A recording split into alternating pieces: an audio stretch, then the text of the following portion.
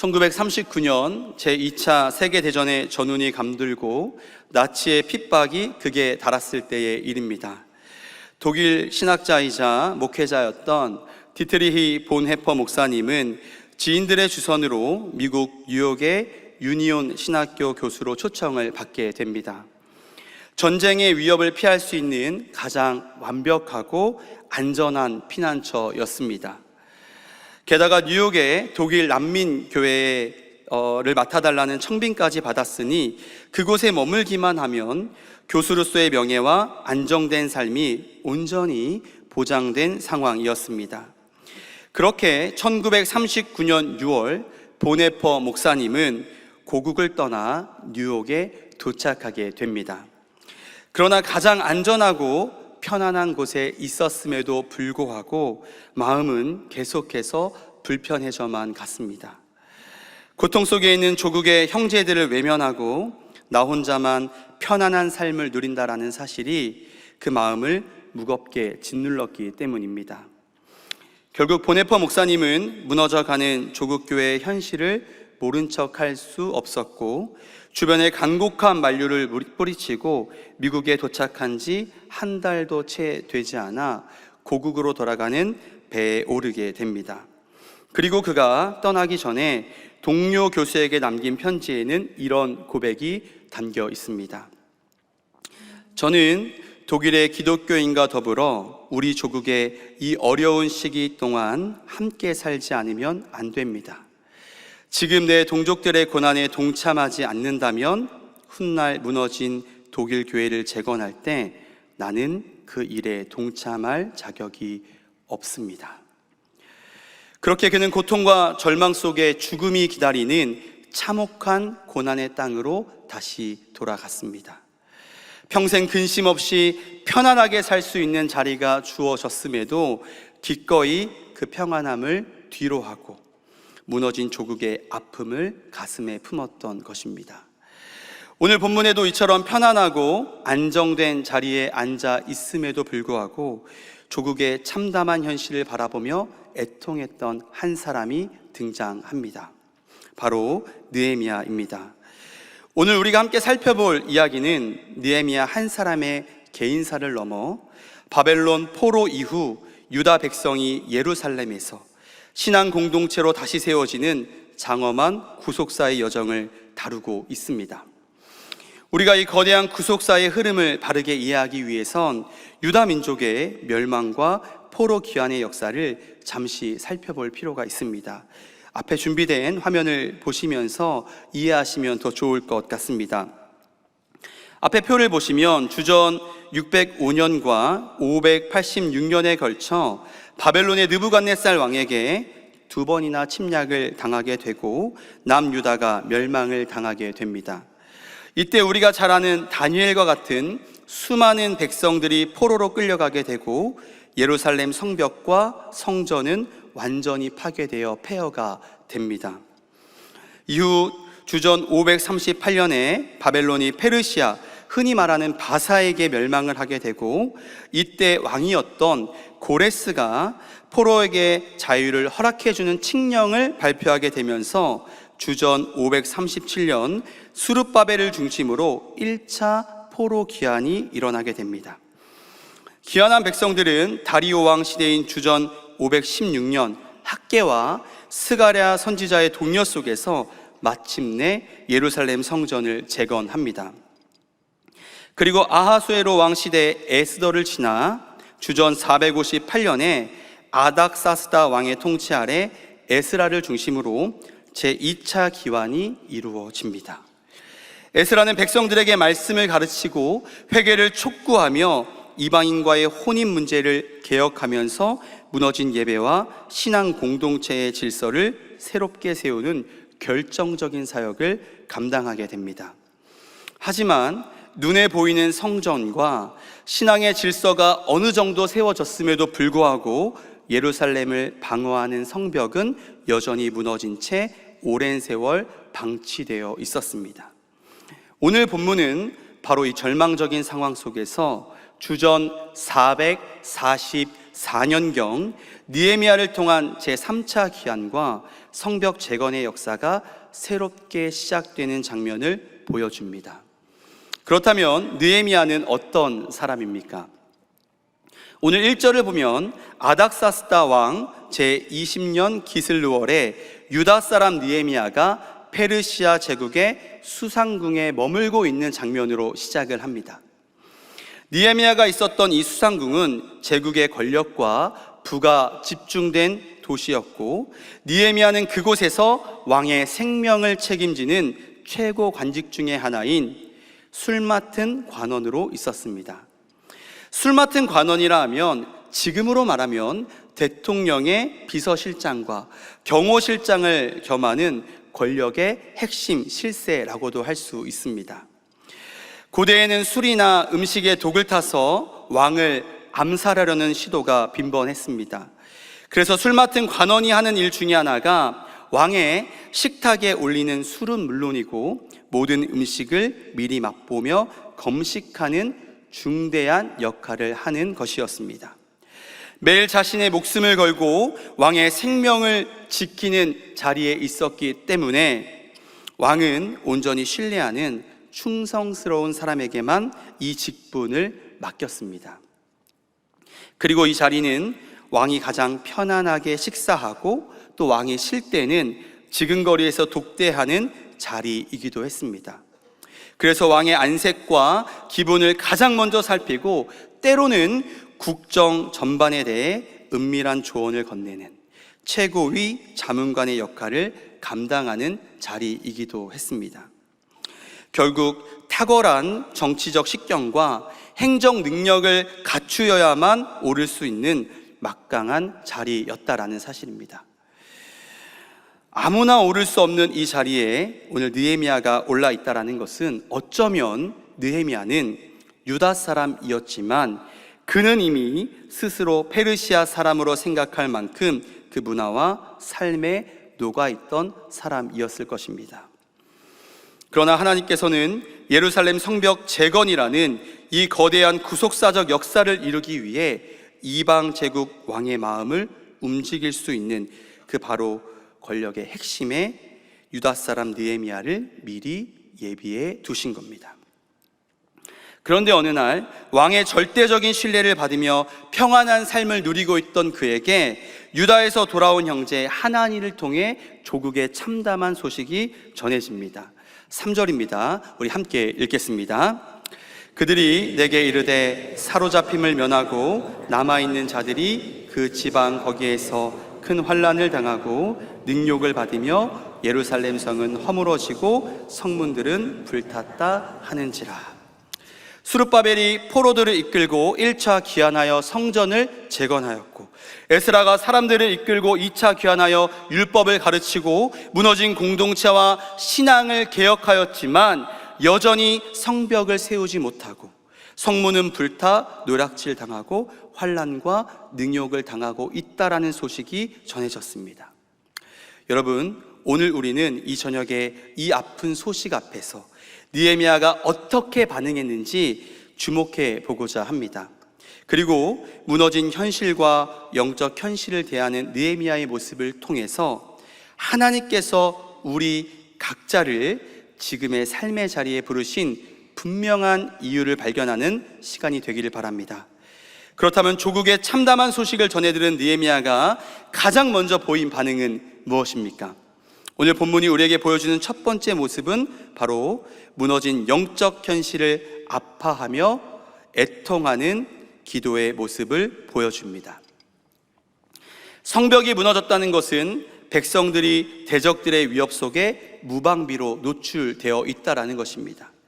무엇보다 뼈아픈 소식은 성문들이 불탔다라는 것인데, 구약 성경을 보면 성문은 재판과 행정, 공적인 회의와 상업 활동이 활발하게 이루어지는 공동체의 중심이었습니다.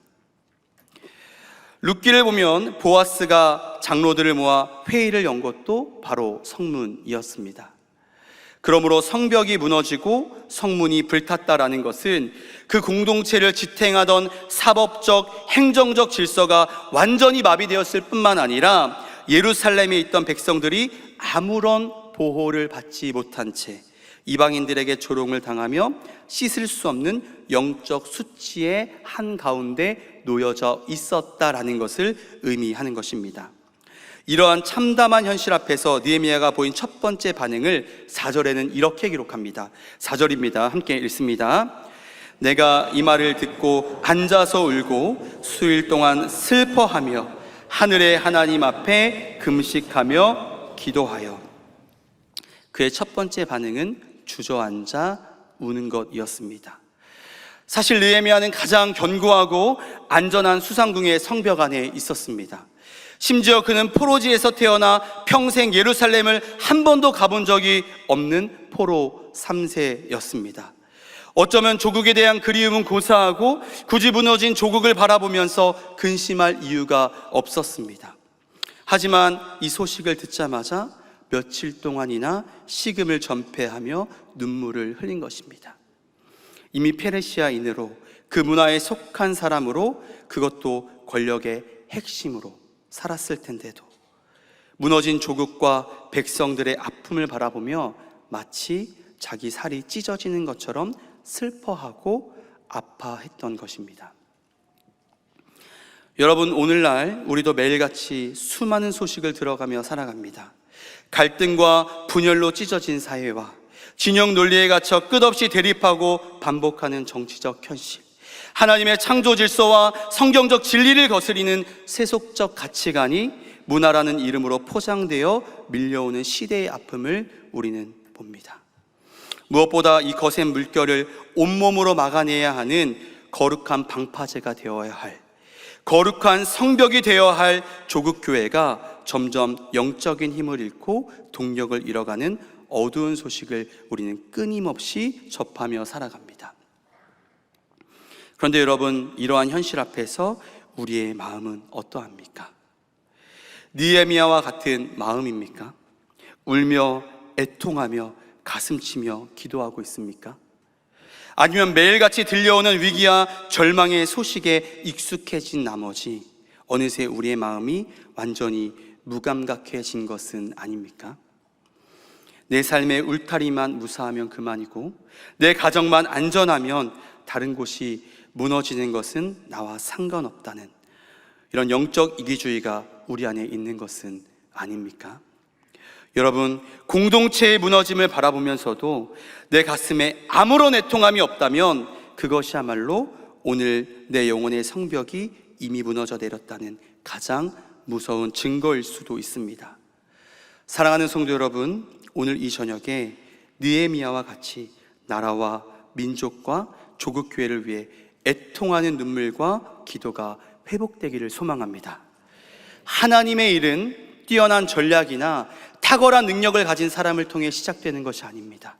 무너진 영적 현실을 끌어안고 하나님 앞에 주저앉아 가슴을 치며 우는 느헤미야와 같은 한 사람의 애통하는 기도에서 시작되는 것입니다. 하나님은 이 슬픔을 안고 눈물 흘리는 한 사람을 통하여 반드시 하나님의 일을 시작하실 겁니다. 나와 내 가정과 우리 사랑의 교회가 애통하며 기도할 때 모든 것들이 하나님의 역사로 다시 회복될 줄 믿습니다.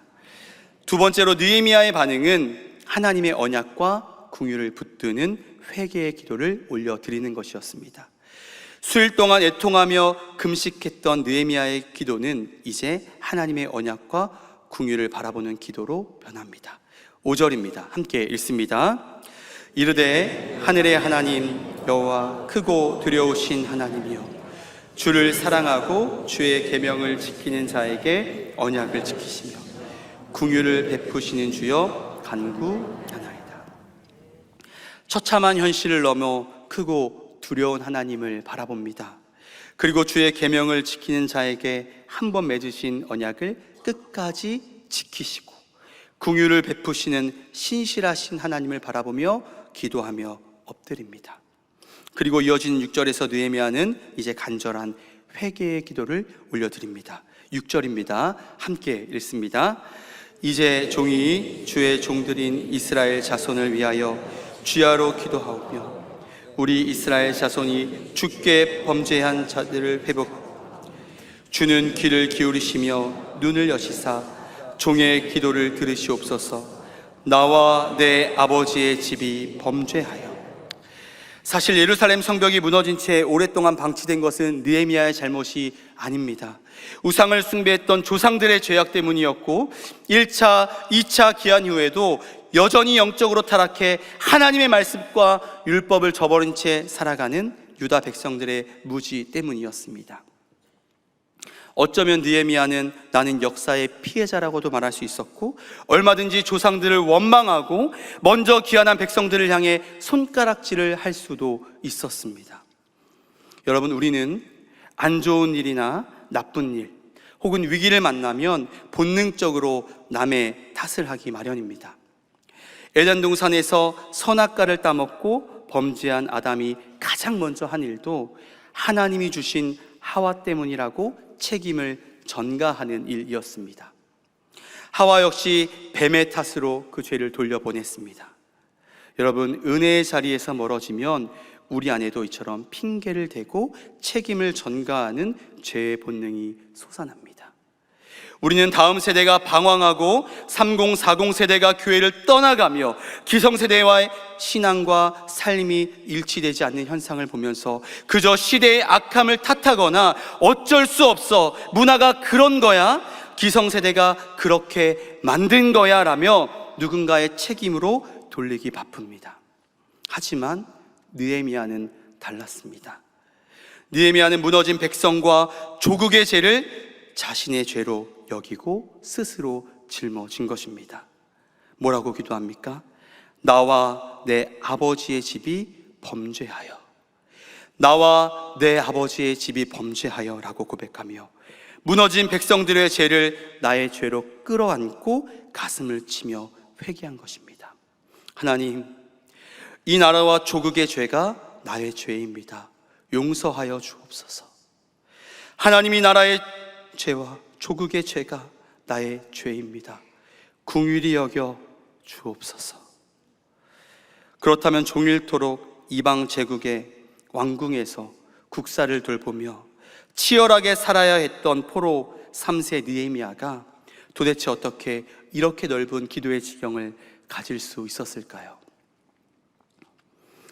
정확하게 우리가 알 수는 없지만 느헤미야가 이런 위대한 믿음의 사람으로서 성장할 수 있었던 이유는 이방 땅 포로의 현실 속에서도 부모님이 가정에서 먼저 하나님을 경외하며 무릎 꿇는 기도의 모범을 보여주었다라고 밖에는 달리 설명할 길이 없는 겁니다.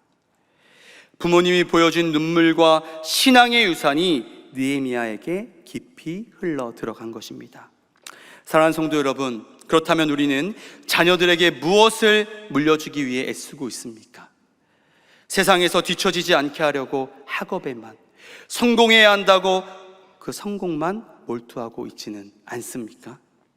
여러분, 그런데 자녀를 거룩한 하나님의 사람으로 세우는 확실한 길은 오직 부모의 무릎에서 시작된다는 사실을 기억할 수 있기를 바랍니다.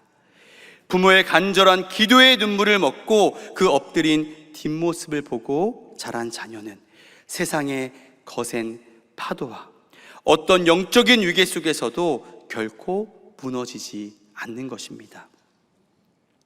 우리의 자녀들이 느헤미야처럼 시대의 아픔을 품고 하나님의 손에 쓰임받는 믿음의 사람이 되기를 바란다면 먼저 우리 자신이 가정에서 철저히 엎드리는 기도의 모습, 그 본을 보여줄 수 있기를 바랍니다. 그리고 이러한 철저한 회개 속에 이제 느헤미야는 하나님의 말씀을 강력하게 붙들기 시작합니다. 8절과 9절인데요 느헤미야는 과거 모세에게 주셨던 신명기 30장 2절과 3절의 말씀을 기억하며 이렇게 기도합니다. 함께 읽습니다. 너와 내 자손이 내 하나님 여호와께로 돌아와 내가 오늘 내게 명령한 것을 온전히 따라 마음을 다하고 뜻을 다하여 여호와의 말씀을 청종하면 내 하나님 여호와께서 마음을 돌이키시고 너를 긍휼히 여기사 포로에서 돌아오게 하시되 내 하나님 여호와께서 흩으신 그 모든 백성 중에서 너를 모으시리니. 오늘 느헤미야는 이 언약의 말씀을 붙잡고 폐허 속에서도 오직 말씀에 근거하여 언약의 회복을 확신하며 기도합니다. 여러분, 우리의 기도에 힘이 없는 이유가 무엇입니까? 우리의 기도가 내 감정과 소원에만 머물러 있기 때문 아닙니까? 물론 우리의 연약함과 간절함을 위한 기도가 나쁘다라고 말할 수는 없습니다. 그러나 기도는 하나님이 약속하신 말씀을 다시 하나님께 올려드리며 그 말씀대로 이루어 주시기를 간구하는 것입니다. 아버지의 뜻이 하늘에서와 같이 땅에서도 이루어지게 하여 주옵소서. 사랑하는 성도 여러분, 우리가 하나님 앞에 엎드릴 때 하나님의 언약의 말씀을 굳게 붙들 수 있기를 바랍니다. 그 신실하신 약속을 붙잡기 위해 먼저 내 입술의 불평과 남을 향한 핑계를 십자가 앞에 모두 내려놓고 나와 내 가정은 물론 조국과 교회의 현실을 철저히 나의 죄로 고백하며 끌어안는 회개, 자녀들에게 기도의 눈물을 물려주는 신앙의 결단이 오늘 이 밤에 우리 안에 온전히 회복되기를 간절히 소망합니다. 마지막으로 느헤미야의 반응은 지금 나를 이 자리에 세우신 하나님의 섭리를 깨닫는 기도를 올려드립니다. 눈물로 시작하여 철저한 회개와 하나님의 언약을 붙든 느헤미야의 기도는 11절에서 아주 실제적이고 구체적인 간구로 끝을 맺습니다. 11절입니다. 함께 읽겠습니다. 주여 구하오니 귀를 기울이사 종의 기도와 주의 이름을 경외하기를 기뻐하는 종들의 기도를 들으시고 오늘 종이 형통하여 이 사람 앞에서 은혜를 입게 하옵소서 하였나니 그때에 내가 왕의 술관원이 되었느니라. 여기서 11절 마지막에 그때에 내가 왕의 술관원이 되었느니라 라는 구절을 우리는 깊게 살펴볼 수 있어야 합니다. 자칫 오해하면 기도를 마친 후에 갑자기 느헤미야가 관직에 올랐다라고 생각할 수 있는데, 그런데 원문을 직역해 보면 그리고 그때 내가 술관원이었습니다 라는 뜻입니다. 즉 예루살렘의 참혹한 소식을 듣고 기도를 시작할 때부터 그는 이미 술관원의 자리에 있었다라는 것입니다. 그렇다면 느헤미야는 굳이 왜 기도의 마지막에 내가 술관원이었습니다 라는 사실을 밝혔을까요? 앞에서 말씀드린 것처럼 술관원은 왕의 생명을 지키는 최측근 중에 최측근이었습니다. 느헤미야는 얼마든지 자신이 서 있는 그 자리에서 부귀영화를 누리면서 평안하게 살 수도 있었고 그 지위를 이용해 해결해야 할 문제를 해결할 수도 있었고 풀어야 할 문제들을 보다 쉽게 풀어낼 수도 있었을 것입니다. 하지만 느헤미야가 그 참담한 소식을 듣고 기도의 깊은 자리로 나아갔을 때 그때 그는 자신이 있는 자리와 그 지위가 지닌 진짜 의미를 깨달은 것입니다. 성경을 보면 하나님은 당신의 뜻을 이루기 위해 택하신 사람들을 필요한 자리에 앉히시는 것을 우리는 보게 됩니다. 이스라엘 가족을 기근에서 구원하시기 위해 요셉을 애굽의 총리로 세우셨고, 이스라엘 백성을 애굽에서 건져내시기 위해 모세를 애굽의 궁에서 자라게 하셨고, 위기에 처한 유다 민족을 구원하기 위해 에스더를 페르시아의 왕으로 세우셨습니다. 마찬가지로 하나님은 성벽 재건과 이스라엘 영적 재건이라는 이 거대한 구속사를 위해 이방 땅의 포로였던 느헤미야를 미리 페르시아의 술관원의 자리에 오르게 하신 겁니다. 느헤미야는 그것을 깨달은 거예요. 하나님께서 이방 제국의 왕의 마음을 움직이시고 예루살렘 성벽을 재건하기 위해 나를 페르시아 제국의 술관원으로 미리 세우셨구나. 여러분, 이 섭리를 깨달은 자의 모습이 어떻게 다릅니까? 본문 1절을 보면 그가 하나님에게 소식을 들은 것은 기슬르월이라고 합니다. 즉 11월과 12월 사이에 겨울이었는데, 그런데 2장에 가서 보면 느헤미야가 왕 앞에 가서 아련을 하는데 그때의 시점이 니산월이라고 기록이 되어 있습니다. 이듬해 3월과 4월쯤 되는 봄이었습니다. 무려 4개월의 간격이 있는 겁니다. 당장의 권력의 위치와 자신의 자리를 이용하여 곧바로 왕 앞에 나아갈 수 있었음에도 불구하고 그는 4개월 동안 철저하게 엎드려 하나님의 때를 기다리며 하나님이 세우신 그 이유를 바라보며 무릎으로 기도하는 시간을 가졌던 겁니다. 주 안에서 사랑하는 성도 여러분, 오늘 우리는 가장 화려하고 안전한 수상궁에 머물면서도 무너진 조국의 현실 앞에서 주저앉아 통곡했던 느헤미야의 그 기도를 보았습니다. 그는 자신이 누릴 수 있는 평안을 뒤로하고 하나님의 거룩한 역사를 위해 기꺼이 엎드렸습니다. 그렇다면 오늘 하나님께서 저와 여러분들을 부르시고 세우신 자리는 어디입니까? 그것은 바로 하나님께서 철저한 섭리 가운데 우리에게 허락하신 가정이고 직장이고 그리고 사업장일 수도 있고 학생들에게는 학교일 수도 있고 우리에게는 우리 사랑의 교회일 수도 있습니다. 어쩌면 우리는 그 평안한 울타리 안에서 무너져가는 그 세상의 아픔을 모른 채 하거나 팔짱을 낀 채 차가운 시선으로 그저 비난만 하며 살아왔는지도 모르겠습니다. 그런데 하나님은 오늘 우리를 부르시고 세우신 자리에서 우리가 믿음으로 반응하기를 원하십니다. 그리고 우리도 나를 지금 이 자리에 세우신 섭리를 깨닫고 우리의 무너진 성벽을 재건하는 하나님의 거룩한 도구로 온전히 쓰임받게 해달라고 엎드릴 수 있어야 합니다. 여러분, 이제 우리가 조국과 이 땅에 세워진 가정과 교회를 위해 제단 위에 끊임없이 기도의 불을 지펴야 할 때입니다.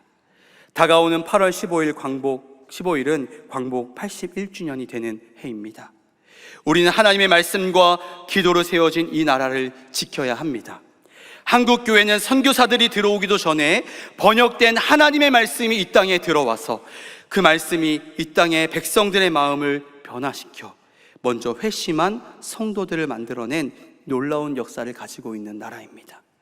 그래서 우리는 8월 16일 주일 제8차 청계산 산상구국기도회를 준비하며 우리가 함께 오를 그 기도의 자리가 바로 느헤미야가 가슴을 치며 조국을 위해 엎드렸던 거룩한 애통의 제단이 되기를 소망해야 합니다. 여러분, 그때 우리가 함께 애통하며 제단 위에 기도의 불을 피울 때 하나님은 우리의 그 꺼지지 않는 기도를 통해 꺼져가는 가정을 살려내시고 다음 세대를 일으켜 주시고 이 땅에 멈추지 않는 부흥의 역사를 우리 사랑의 교회를 통하여 시작하실 겁니다. 오늘 이 저녁에 저와 여러분이 하나님께서 찾으시는 바로 그 애통하는 기도의 한 사람이 되어서 우리의 눈물과 기도를 통하여 우리의 가정과 나라 그리고 다음 세대와 한국교회가 다시 거룩한 성벽으로 방파제로 세워지는 회복의 역사가 시작되기를 우리가 바라보는 은혜가 있기를 주님의 이름으로 간절히 소망합니다. 시간 잠시 기도하겠습니다. 거룩하고 존귀하신 아버지 하나님, 오늘 수상궁의 평안을 뒤로하고 조국을 위해 엎드렸던 느헤미야의 기도를 통하여 우리의 마음을 말씀 앞에 비추어 보게 하시니 감사합니다. 이 시간 내 삶의 안락함에 안주하려 했던 우리의 연약함을 십자가 앞에 모려 내려놓으니 느헤미야가 가슴을 치며 흘렸던 그 애통하는 눈물이 오늘 이 밤에 먼저 우리 안에 온전히 회복되게 하여 주옵소서. 다가오는 광복 81주년을 맞이하여 오직 기록된 말씀으로 세워지고 눈물의 기도로 지켜낸 이 나라와 한국교회를 기억하여 주셔서 변함없이 신실하게 끝까지 긍휼을 베푸시는 하나님의 은혜로 온전히 품어 주옵소서. 그래서 이제는 우리가 주님께서 부르시고 세우신 그 자리와 이유를 깊이 알게 하여 주셔서 다가오는 주일 제8차 청계산 산상구국기도회로 우리가 믿음으로 나아갈 때 우리의 심령에 꺼지지 않는 기도의 불을 뜨겁게 피워주시고 우리가 애통하며 올리는 그 이 간절한 눈물과 기도를 통해 방황하는 다음 세대와 우리 가정과 나라와 민족 그리고 한국교회가 온전히 살아나는 것을 보게 하여 주옵소서.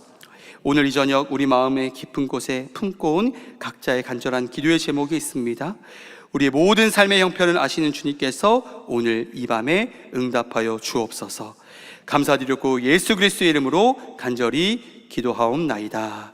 아멘.